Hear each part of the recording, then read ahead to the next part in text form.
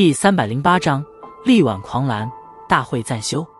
青色火焰，天哪，他竟然拥有2种火焰！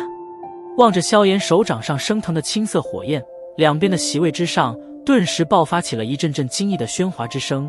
虽然这里很多人都并非是炼药师，可不同的火焰不能相容的基本常识，大多数人都还是懂得的。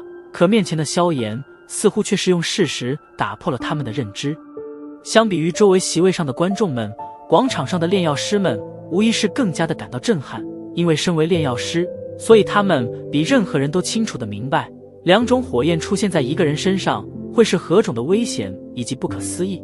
要知道，火焰本就是狂暴之物，2种狂暴的东西接触在一起，它们所爆发出来的炽热足以将它们的主人焚烧成一团灰烬。